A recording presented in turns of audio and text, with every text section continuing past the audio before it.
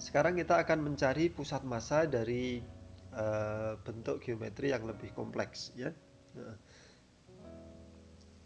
misalkan kita punya benda yang berbentuk sebuah piringan, ya, piringan yang homogen, yang pejal. Tapi piringan itu pada salah satu sisinya dia berlubang, lubangnya berupa lingkaran, ya. Yang kita arsir itu adalah piringan yang pejal, sementara yang tidak diarsir itu adalah lubangnya. Nah, lubang ini memiliki jejari sebesar R. Jejari lubang itu adalah sebesar R. Terus kemudian jejari dari piringan besar yang pejal tadi itu jejarinya adalah 2R.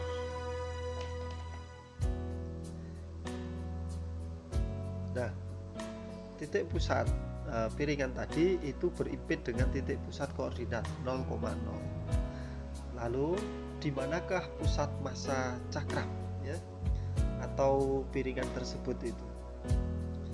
Jadi kita diminta untuk menghitung di mana letak pusat massa dari piringan tersebut.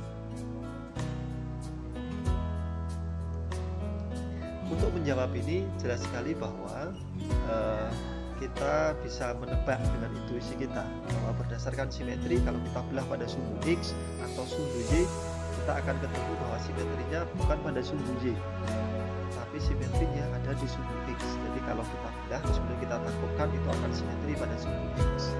Maka berdasarkan konsep simetri ini, kita bisa menebak bahwa pusat massanya pasti ada pada sumbu simetri itu, yaitu pada sumbu X.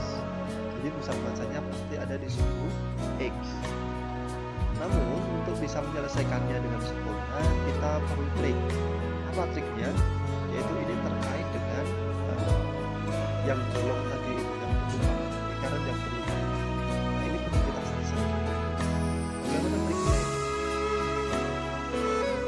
Triknya adalah dengan kita menganggap bahwa yang bolong tadi kita isi juga, ya. Kita isi juga dengan itu material yang sama dengan piringan yang besar tadi.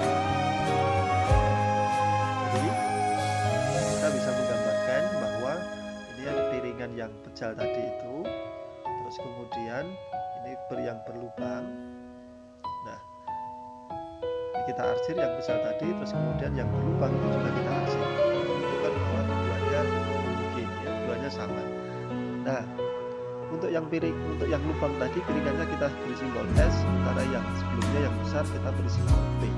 Dengan demikian kita bisa menuliskan bahwa X pusat massa dari dua benda tadi itu XP plus S sama dengan MP dikalikan dengan XP, ya, ditambah, ya, MS dikalikan dengan XS dibagi dengan MP plus MS.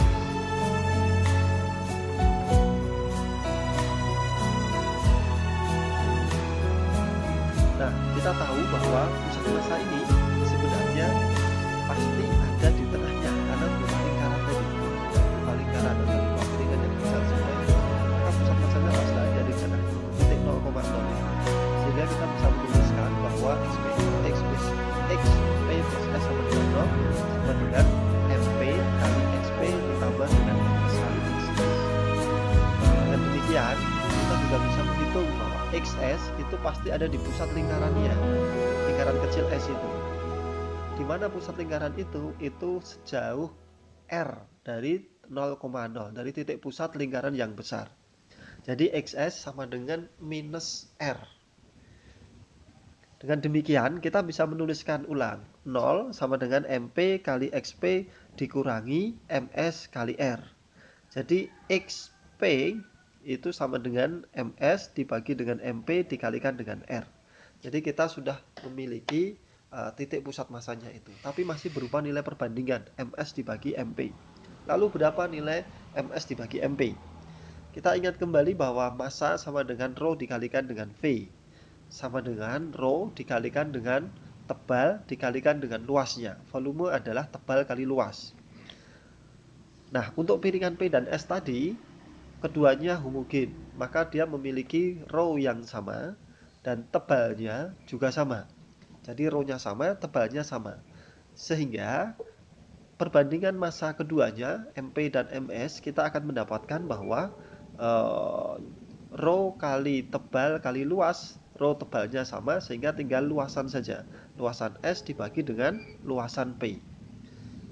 Maka MP dibagi dengan MS akan sama dengan Pi R kuadrat dibagi dengan Pi kalikan 2R kuadrat dikurangi dengan Pi R kuadrat sama dengan 1/3 ya, sepertiga.